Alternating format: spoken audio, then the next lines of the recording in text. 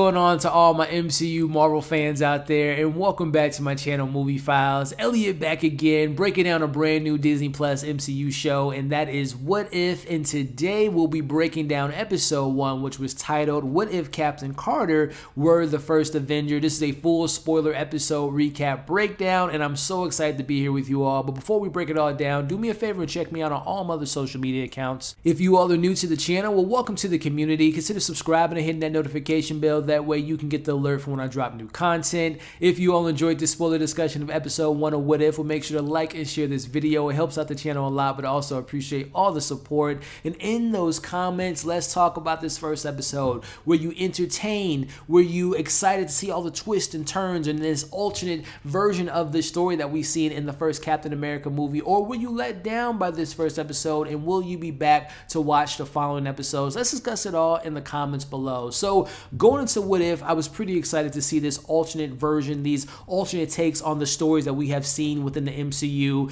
But like I said in my low-key breakdowns, I had a feeling, especially after that finale, that this What If series were going to be the ramifications of what Sylvie did to Kang and everything that went down with Loki. So I don't think it's been like confirmed that this show is the result of what happened in that show, but I think it's pretty safe to say that these are the ramifications that we can expect to see, not only with this series, but Spider-Man No Way Home, as well as Doctor Strange Into the Multiverse. And believe me, I think that this multiverse craziness will continue to be a big theme in Phase 4. But nonetheless, we are here to discuss this first episode, and I am so excited to break it all down. I'm so excited to be back in the MCU. And before we dive into the recap, just a friendly reminder that not only will I be breaking down this series every single week on these individual episode breakdowns, but we also have a live discussion with myself, Amanda, and Chris, and we are back, baby, with our live discussion starting tonight and moving forward every single Wednesday at 6 p.m. Central Time. We'll be talking about the latest What If series. We'll be talking about the latest big MCU Marvel news and so much more. So again, I hope you all can join us tonight, 6 p.m. Central Time, talking about this episode and so much more. See you all there. But let's get into this recap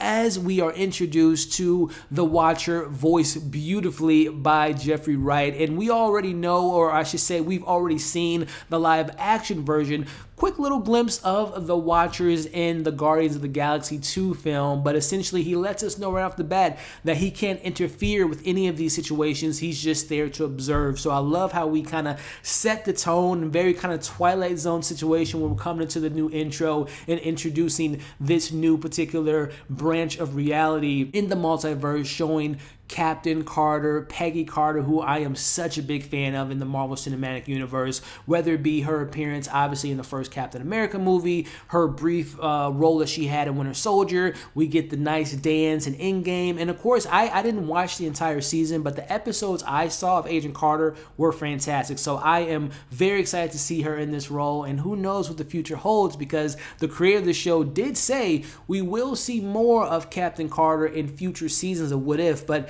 there's been some rumors out there that Haley Atwell may or may not be in a future MCU film as Captain Carter in Doctor Strange Into the Multiverse of Madness. We'll see what the future holds, but nonetheless, we're introduced to the situation. It's essentially just kind of a retelling, a rehashing with a couple different modifications of the first Captain America movie, as we are in June of 1943, and we see that the first thing that switches the course and changes everything is, instead of for Peggy Carter going up into the booth as she did in the first Captain America movie, which, by the way, let me just say this right now, Captain America, the first Avenger, is so underrated, and people just completely like discount that film. That's like top 10 Marvel for me. One of the best origin stories, the clear runner of the best romance in the entire MCU, and I can go on and on and on. Again, I'm a Captain America fan, ladies and gentlemen. He's the best Avenger, and Civil War, Cap was right. But nonetheless, we see that instead for her going in the booth, she decides to go on the floor with Steve, which obviously sets the chains of events, and we see everything kind of play out with the Hydra agent doing his mission, shooting Steve, which I thought, wow, they're killing Steve right off the bat. And I will say another thing that I've observed, I was a watcher myself watching this episode, episode. This episode has some pretty high intense violence, which again, one of my reasons I love the first Captain America film is that film is very violent, right? There's people dying left and right. So nonetheless, we see him shoot Steve, but we ultimately see that the machine that they built to create the super soldier and have the super serum is gonna be wasted. So Peggy decides to do the hero thing and go into the machine, and in comes Captain Carter as we see everything kind of shake out. At this point, you know, Steve is injured. He's kind of sidelined, but he is supportive of Peggy, and we're seeing that romance, which, by the way, Peggy Carter has, you know, she sees the inner soul. She sees the inside of Steve, because let's be honest, Peggy Carter, very beautiful, attractive woman. I don't know if she would give skinny Steve Rogers the day to, you know, flirt with him, but hey, love is love. It comes in many different shapes and sizes, but nonetheless, it is her goal to stop this war. And we see Steve again. He's temporarily on the sideline, but we get more of Steve in this episode, as we see, instead of for initially the first mission being to save the 107th and also saving Bucky, you know, her mission is to get the Tesseract, and particularly from the Hydra side of everything. And we see immediately she's able to take out the Hydra agents. She's able to get the Tesseract, and we see her in her outfit and the shield. And listen, man, I really do hope these rumors are true, that we can see Haley Atwell as a live action version of Captain America, or Captain Carter, I should say, because she looked badass and awesome. And I love the animation style and everything that the show had to offer in this first episode. I really love the kind of the texture of everything and the colors. The only thing that was a little bit off as far as my critiques, and now this is animated, and I don't watch a lot of animated shows, but this was very kind of cartoonish in the line delivery department. Like, this was very kid friendly. Now, it was a violent episode, but the dialogue was very kind of childish and very kind of little lackluster for me, as far as like it didn't have the oomph that I was looking for in the writing department. But nonetheless, like I said, her outfit and her shield was pretty badass. But we see her killing these men again. This wasn't just a punch in the face and knocking them out. There was some bodies exploding. There was some guns being shot. I mean, this is a pretty violent episode. But again, like I said, the dialogue wasn't all that great. But nonetheless, she's able to obtain the Tesseract. Now that the Tesseract is in their hands, we see my man Howard Stark taking the Tesseract in creating his first Iron Man suit and gifting it to the one and only Steve Rogers. So not only has this alternate universe, we have Captain Carter, but we have the first mock machine or first suit in the Iron Man, and it's not Tony Stark in the suit, but it is Steve Rogers. And we see this kind of scene play out where they're rescuing Bucky, which, by the way, we don't have a Winter Soldier in this multiverse. Bucky was never experimented on, which is very unique and very different. But we see, you know, Captain Carter and the C-15 Stomper, the Hydra Stomper suit in action. They're taking people out, and we get their romance, they're falling in love, and we get the montage that we get from the first Captain America movie,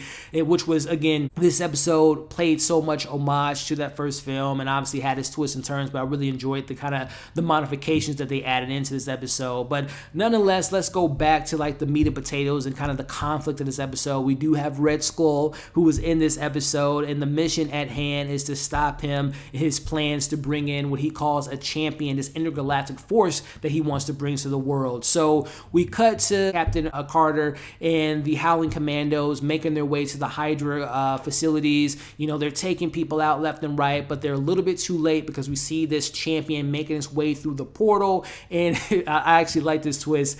We see Red Skull, like, you know, speaking his stuff and being all high and mighty, but he ultimately gets killed by the champion that he brought in, which was a nice little spin. But we also learned that on one of their missions, which was the reverse of the first film, and there's no Winter Soldier, so Bucky wasn't killed. He didn't lose his arm.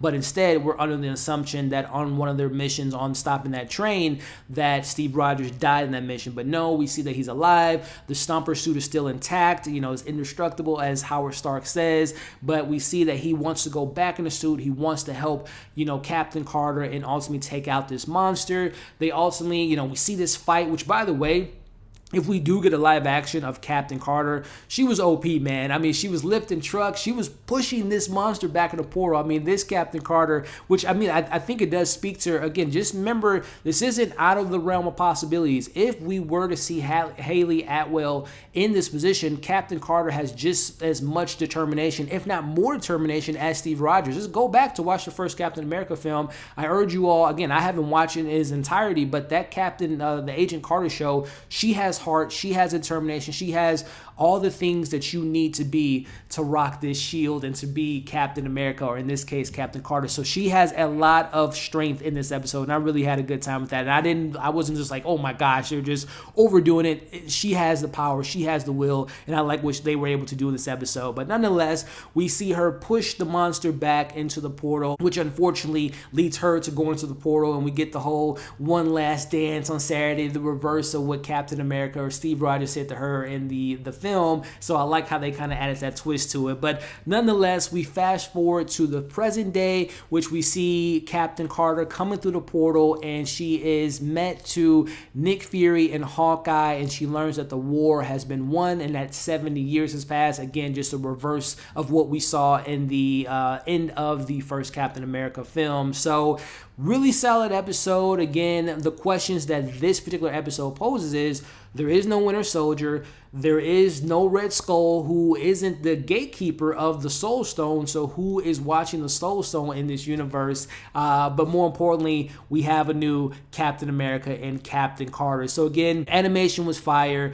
The soundtrack was great because it brings back, it harkens to all the stuff I love about the first Captain America and the theme that we get with Captain America. I love, again, the homages that this episode pays to, again, one of the most underrated MCU films, top 10 MCU films to me, in the first Captain America, the first Avenger. And seeing all the twists and turns, them having the Tesseract in their disposal, you know, Bucky being in the mix, the Howling Commandos. I just love how this episode puts all the pieces together. Like I said, my only criticism with this episode was the dialogue wasn't all that strong to me. That was very kind of, you know, cartoonish, very kind of kiddish friendly dialogue. It wasn't really, it didn't have that top tier, you know, Captain America, which I think is one of the most, as far as like dialogue goes, all his films have some incredible dialogue, but I felt like this kind of didn't have that same type of effect as far as like that oomph and that type of, you know, really intense dialogue that we're used to in the Captain America universe. So that's just a small gripe. Again, it's already been said that we're going to get more of Captain Carter, so I'd imagine next time we see her, hopefully things will be more livened up, things a little bit more punched up in the writing department. But outside of those things, this is a really good episode, really good way to kick off this series, and I'm really excited to see what the future of this show has up its sleeve. In particularly, again, I'm really anticipating the T'Challa episode with him being Star-Lord, and obviously we know that this is the last time that we'll be hearing Chadwick Boseman. I believe he's going to be included in 3 episodes, so that's going to be a tearjerker within itself. But also seeing, you know, Thor getting back in the mix, you know, Tony Stark and Killmonger and Gamora and Thanos and Ant-Man and Captain Marvel, all the stuff that they've kind of alluded to, that we're going to get Doctor Strange, an evil version of him, Peter Parker being a zombie hunter. I'm all for it, and I can't wait to be back next week talking episode 2. But before we talk next week, we got to talk about this episode more tonight. Again, 6 p.m. Central Time. Myself, Amanda, and Chris will be breaking down this episode, talking with you all, having a good time, talking about some latest Marvel news, and just having a fun time with you all. Again, 6 p.m. Central Time on my YouTube channel live. Hope to see you all there. If you all have stuck around to this point in the video, make sure, if you haven't already, to like, share, comment below. Leave your thoughts in the comments. What did you think about the episode? What were your pros? What were your cons? And what do you hope to see in future episodes? Hope you all are having a great day. Hope you enjoyed this review, and we'll see you in the next video.